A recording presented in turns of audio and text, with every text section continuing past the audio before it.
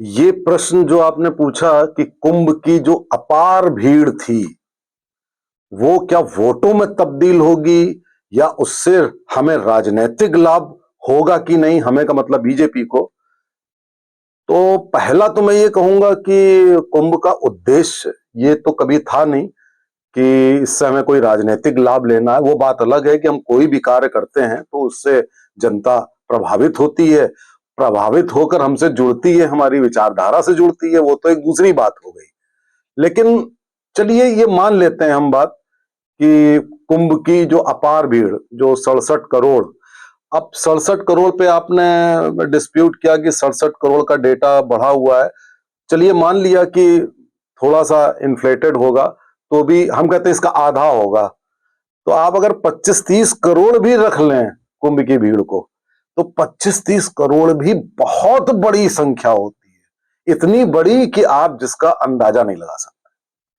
और रही बात राजनीतिक लाभ के, तो देखिए एक बात तो बिल्कुल तय है कि वहां पे अगर इतने करोड़, 67 वो वाले करोड़ वो ना मानिए तो उसका आधा तो मानेंगे, इतने लोग यदि देश से, देश की संस्कृति से, अध्यात्म से जुड़ जाते हैं तो वो हमसे भी जुड़ जाते हैं। अब आप कहेंगे कि उसका मतलब बीजेपी थोड़ी ना हुआ, आप कह सकते हैं, लेकिन बीजेपी की विचारधारा है क्या?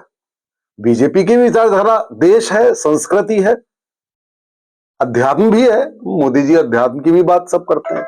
तो कहीं ना कहीं ये बात तो बिल्कुल तय है कि राजनीतिक लाभ यदि नहीं भी होना है तो जो विरोध है वो कम हो जाएगा। क्या आप समझते हैं कि समाजवादी पार्टी के लोग नहीं गए कुंभ में?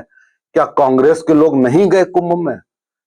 अरे सेलिब्रिटी भी गए, नेता भी गए और जनता भी गई होगी। तो क्या उनकी आक्रामकता या विरोध कम नहीं हुआ होगा? वो भी कम हुआ। हो सकता है कि उसमें से कुछ लोग वोट में भी तब्दील हो जाएं।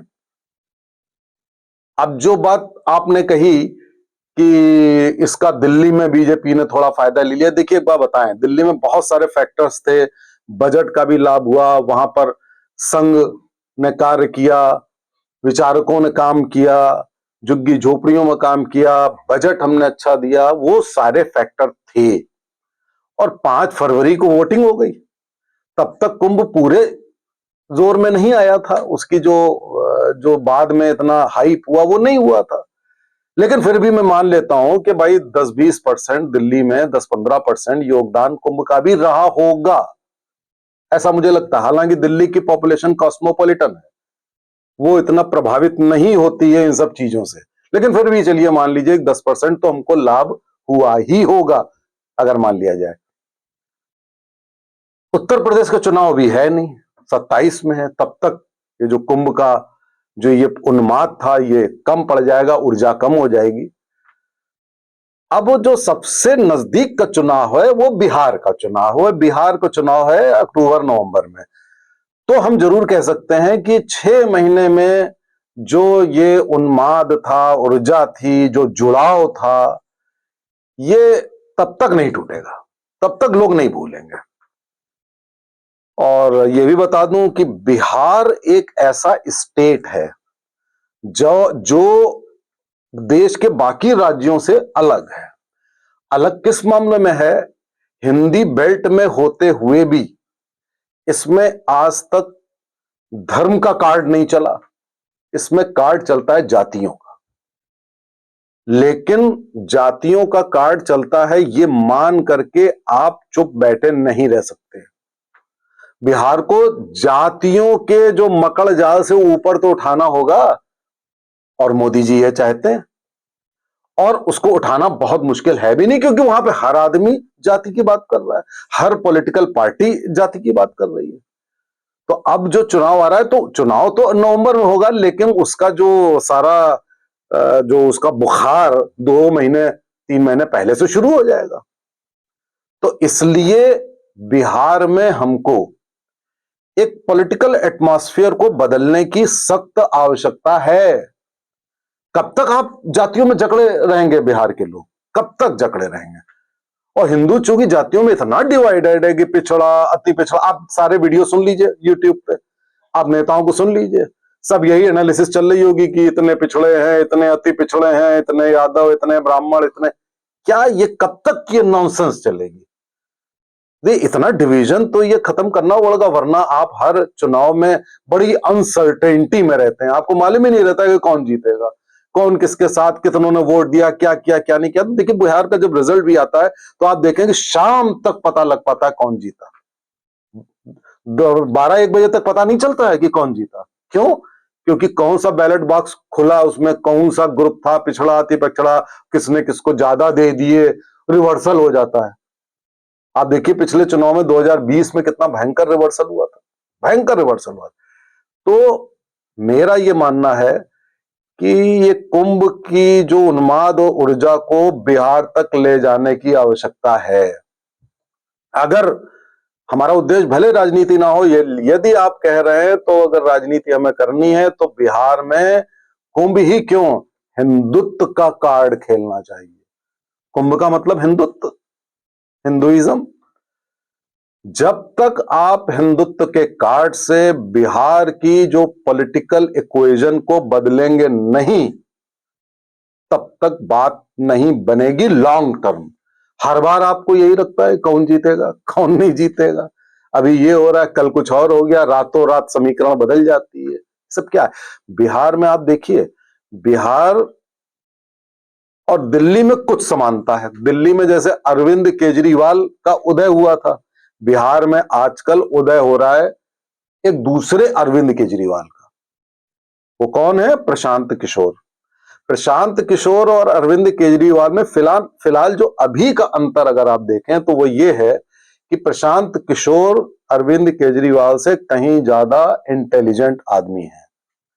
हालांकि वो भी घिसी पिटी राजनीति कर रहे हैं, वो भी वही कि रोजगार और, अरे रोजगार की बात तो 70 साल से चली आ रही है, वो रोजगार और गरीबी और जातिवाद और ये और वो, जो भी सरकार आएगी उसको करना चाहिए, वो तो एक है मुद्दा। लेकिन आप उसी को बना करके राजनीति बहुत लंबे समय तक खेल लेंगे, मैं नहीं मानता कि आप ऐसा कर पाएंगे। बिहार की पॉलिटिक्स में आपको उस पॉलिटिक्स को डेवलपमेंट, विकास के मॉडल की ओर ले जाना पड़ेगा, मोदी जी के विकास के मॉडल की ओर। आपको हिंदुत्व के मॉडल की ओर ले जाए, क्योंकि हिंदुत्व हमारे देश की संस्कृति है और बिहार सबसे इंपॉर्टेंट प्राचीन प्रदेश हुआ करता था। वहीं पे कौटिल्य थे, वहीं पे बुद्ध थे, वहीं पे सब वहीं पर हुए बिहार में। तो अब बिहार में क्यों नहीं भैया भारतीय संस्कृति की बात हो रही है, अब क्यों वो छोटी छोटी जातियों की बात हो रही है? तो आपको बिहार में अभी से अगर आपको हिंदुइज्म का कार्ड खेलना है, वो आपको शुरू करना पड़ेगा। वहां आपको विकास के मॉडल की बात करनी पड़ेगी।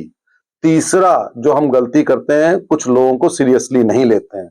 दिल्ली में अरविंद केजरीवाल को सीरियसली ना लेने का खामियाजा ये रहा, 12 साल तक वो आदमी दिल्ली को बेवकूफ बनाता रह गया और हमें इस बार बहुत ज्यादा कड़ाके की मेहनत करनी पड़ी, तब जाके हम 3% के वोट शेयर के अंतर से उसको हरा पाए।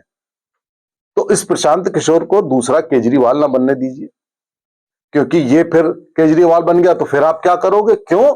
क्योंकि आपके जो नीतीश कुमार हैं अब वो बीमार हैं और वो उनकी ऊर्जा खत्म हो गई है, वो नीतीश कुमार की इनिंग अब खात्मे पर है। बीजेपी का बहुत बड़ा वोट, बहुत बड़ा एक बेस होना चाहिए, वो नहीं है। हमारा बहुत बड़ा नेता नहीं है।